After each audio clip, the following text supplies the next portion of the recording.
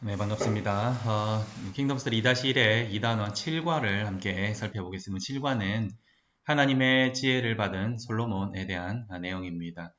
본문은 열왕기상 3장과 4장의 내용입니다. 첫 번째로 듣는 마음을 종에게 주사라는 제목입니다. 다윗 왕이 죽고 이제 그의 아들 솔로몬이 이제 왕이 되었습니다. 솔로몬은 기브온에 있는 산당에서 하나님께 제사를 드렸죠. 일천번제라고 합니다.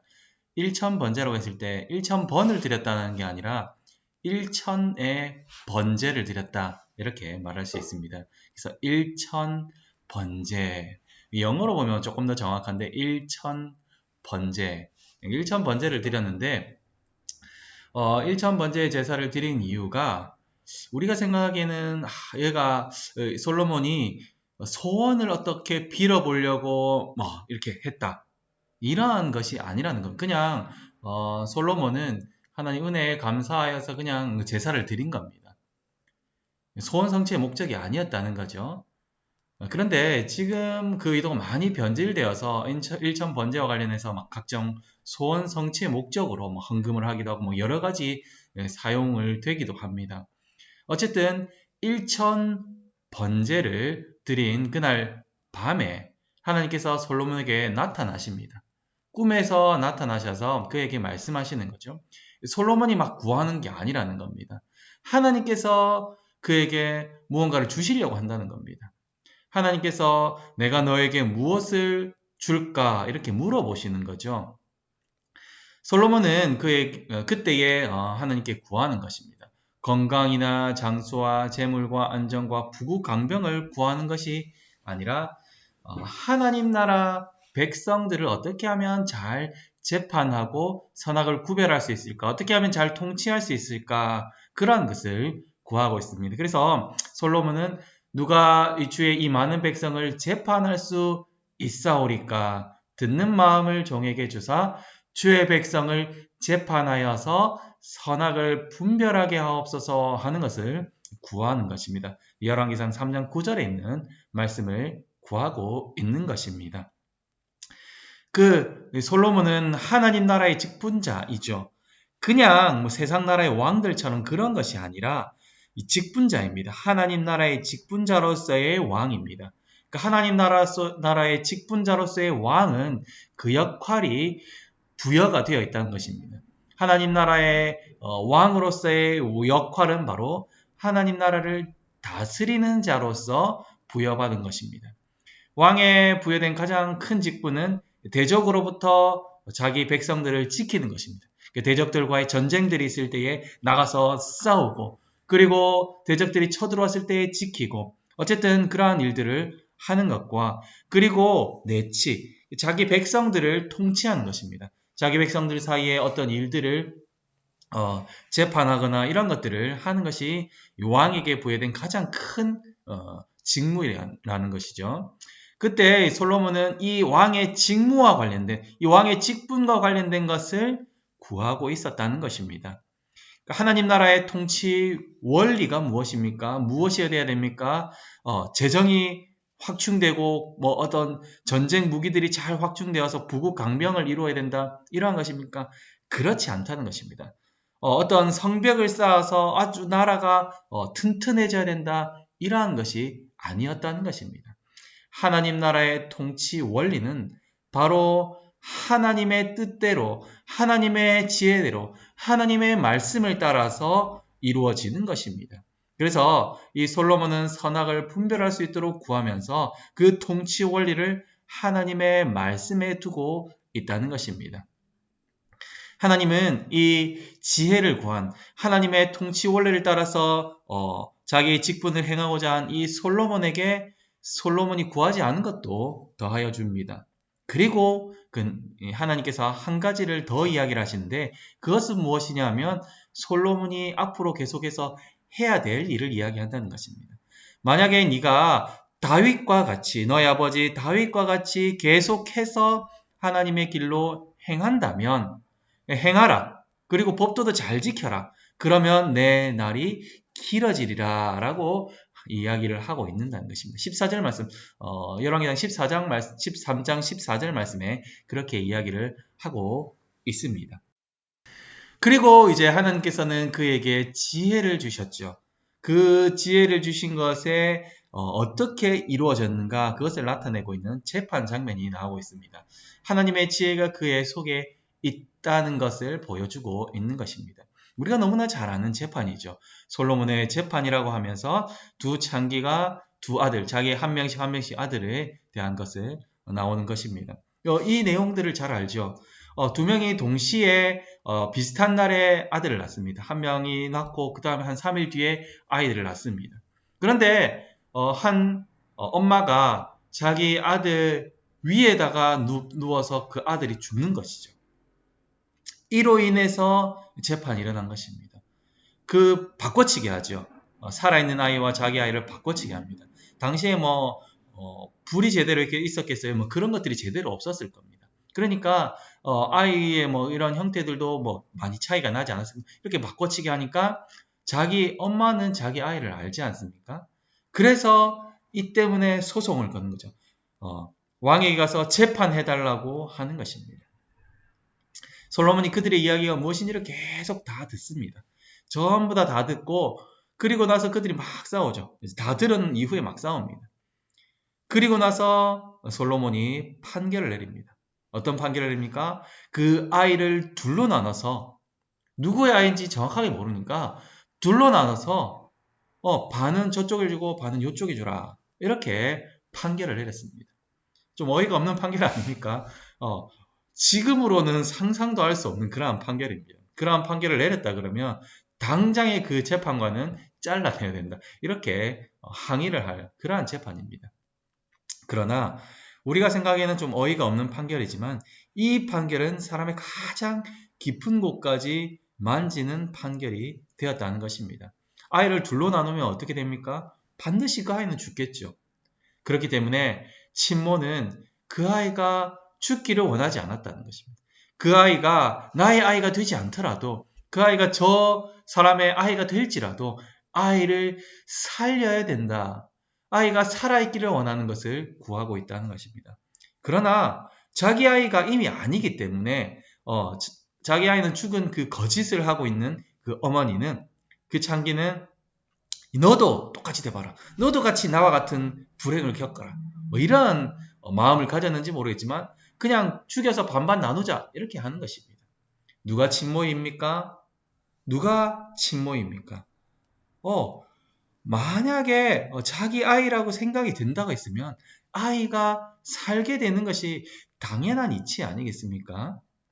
그래서 솔로몬이 판결하는 것입니다. 솔로몬은 이 지혜로서 판결하여서 정말로 아이를 살리려고 하는 그 사람 저 사람이 바로 친모다. 저 사람에게 아이를 주라 하면서 판결을 끝내고 있습니다. 이 거짓을 하는 사람은 어떻게 되었겠습니까? 어떻게 됐는지 결론은 나오지 않습니다. 결론은 나오지 않지만 우리는 다 어떻게 될지 알고 있죠. 거짓 증거를 하는 사람들에게 율법에서 어떻게 하라고 명했는지가 나오기 때문입니다. 솔로몬은 하나님의 지혜로 재판하여서 선악을 분별하였습니다. 그리고 이와 같이 판결함을 듣고 온 이스라엘 사람들이 왕을 두려워합니다. 28절 말씀이 그렇게 나와 있죠. 우리가 두려움은 하나님을 뵐 때에 드는 마음입니다. 하나님에 대한 마음입니다. 이것을 경외라고 하죠. 경외. 존경하고 두려워한다라는 마음이죠. 왜가 두려움이죠. 그래서 온 이스라엘이 솔로몬의 재판을 통해서 솔로몬을 두려워하는데 왜 그러냐? 그것은 이 솔로몬의 재판을 통해서 하나님을 보았기 때문입니다. 하나님의 지혜를 보았기 때문입니다. 하나님의 말씀을 보았기 때문입니다. 죄인들은 하나님 앞에 서면 죽죠. 그래서 하나님 앞에 섰을 때에 두려웠답니다. 왜냐하면 자기 죄가 드러나기 때문이죠. 자기 죄를 하나님께서는 마음의 깊은 곳까지 다 아시는 분이죠. 우리가 모르는 것까지 다 아시는 분이기 때문에 그 앞에 섰을 때 우리는 두려움이 앞섭니다. 그럼에도 불구하고 우리가 또 죄가 공의롭게 정의롭게 재판되기를 원하죠. 내가 재판 당사자가 되면 내가 정말로 내가 좋은 대로 이렇게 재판되기를 원합니다. 그러나 내가 제3자가 됐을 때, 우리가 세상에 재판들이 있을 때에 저 재판 진짜 공의롭지 못하다, 저 재판 진짜 정의롭지 못하다 이렇게 생각하는 이유가 무엇입니까? 그 재판, 판결을 하는 것이 판사들이 정말로 공의롭고 정의롭게 재판되기를 원하는 것입니다. 그렇다는 것은 우리도 정의와 공의로서 재판되기를 바라고 있다는 것입니다. 이 땅에서 가장 공의로운 재판, 정의로운 재판은 하나님의 지혜로서 되는 재판입니다. 이 땅에서의 그런 것들이 정말로 잘 나타나지 않죠. 그러나 어떠한 순간순간에 그 하나님의 속성들이 나타나는 순간들이 있습니다. 그 하나님의 지혜의 속성이 온전히 나타날 때가 바로 이 열왕기상 3장에 나타나고 있는 것입니다. 세 번째로 솔로몬입니다. 솔로몬이 누린 지혜와 영광. 이 솔로몬은 한동안 평생에 그렇게 하지 못했다는 것입니다. 한동안 하나님의 지혜로서 하나님의 나라 이스라엘을 다스리고 있습니다. 안식과 평안을, 번영을 누리고 있습니다. 이 솔로몬의 통치 시기에는 인구가 엄청나게 많아집니다. 그리고 땅이 점점 넓어집니다. 이 점점 넓어지는 것이 아브라함과 하나님께서 약속을 하는데 이 창세기 15장에 보면 이것이 나옵니다. 이만큼 넓어지리라. 땅이 이만큼 넓어지고 너가 하늘의 별과 같이 땅의 모래와 같이 될 것이다 라는 그 하나님 나라의 약속이, 아브라함과 한 약속이 성취되고 있습니다. 이 솔로몬의 번영은 장차 올 하나님 나라를 바라보게 하는 것이기도 합니다. 많은 사람들이 말합니다. 많은 사람들이 뭐라고 말하느냐? 이 솔로몬이 한 이스라엘 땅은 뭐 아무리 좋게 쳐봐야 한반도 정도밖에 그 정도의 땅밖에 되지 않는다. 뭐 경북이나 우리 그 정도밖에 되지 않는 나라인데 뭐 이걸 가지고 호들갑을 떠느냐 이렇게 말을 많이 합니다. 그러나 하나님은 가나안 땅을 약속하셨습니다. 그 작은 땅을 약속하셨습니다. 그리고 그 약속을 지키시고, 그리고 하나님께서는 그 약속을 온전히 예수 그리스도를 통해서 성취하시고, 그리고 그 땅이 온 세상 만방으로 확장될 것을 보여주시고 나타내고 있다는 것입니다. 하나님께서 세상을 창조하시고 전 세계를, 온 세상을 아담에게 통치하게 하려고 했죠. 그러나 먼저 처음부터 그렇게 한 것이 아니라 에덴 동산이라는 작은 땅을 창설하셔서 그곳에 아담과 하와를 두시고 그곳을 다스리도록 하는 것입니다. 그리고 그렇게 함을 통해서 온 세계 만방이 통치되도록 하는 것입니다. 하나님의 지혜로 통치되는 나라가 어떠냐? 어떻게 경고를 세워지느냐? 라는 것을 보여주면서 세계 만방이 하나님의 지혜로서 통치되도록 하기를 원했다는 것입니다.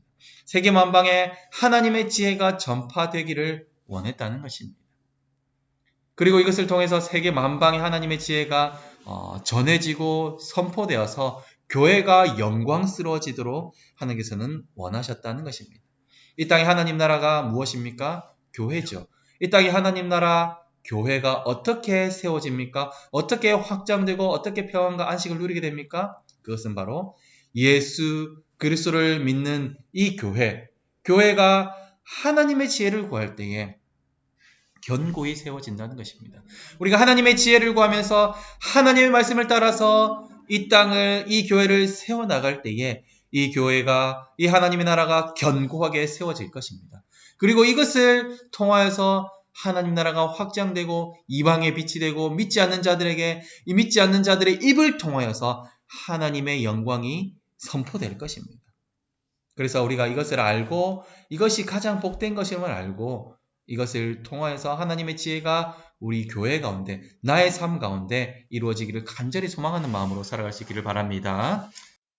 정리를 한번 해보겠습니다. 겸손히 하나님을 의지할 때에 하나님의 지혜가 주어진다 하는 사실을 알 수 있습니다. 두 번째로 하나님 나라의 왕은 하나님의 지혜로 다스려야 합니다. 세 번째로 하나님의 지혜가 하나님 나라를 견고히 세워 나갑니다. 자, 육과 실천을 어떻게 잘 하셨는지 한번 돌아보시고, 왜 잘 하지 못했으면 왜 그랬는지 한번 돌아보면 좋겠습니다. 그리고 7과 적용을 한번 해보겠습니다. 첫 번째로, 일천 번제 헌금을 드렸거나 아니면 그에 못지않은 소원을 품고 하나님께 매달렸던 적이 혹 있습니까? 그런데 그 나의 소원이 하나님과 혹은 하나님의 나라와는 어떤 관계가 있었는가? 한번 곰곰이 돌아보면서 한번 생각해 보기를 바랍니다. 두 번째로, 내가 하나님의 지혜를 따라서 결정하고 있습니까? 한번 생각해 보고, 내가 최근에 일터와 사역 가운데서 하나님의 지혜를 구한 일이 있다면 한번 나눠볼 수 있기를 바랍니다. 그리고 이번 말씀을 통하여서 나에게 적용할 구체적인 실천이 무엇인지를 한번 나눠볼 수 있기를 바랍니다. 그리고 우리가 이것이 내가 정말로 부모가 되어서 내가 선생님이 되어서 정말로 내가 먼저 하나님의 말씀으로 자라가고 이것을 우리 자녀들, 우리 유치부 아이들에게 전달해야 되지 않겠습니까? 말씀을 좋은 말씀, 좋은 음식을, 좋은 하나님의 말씀을 전할 수 있도록 날마다 우리도 먼저 하나님의 말씀으로 자라갈 수 있기를 간절히 소망합니다. 아멘.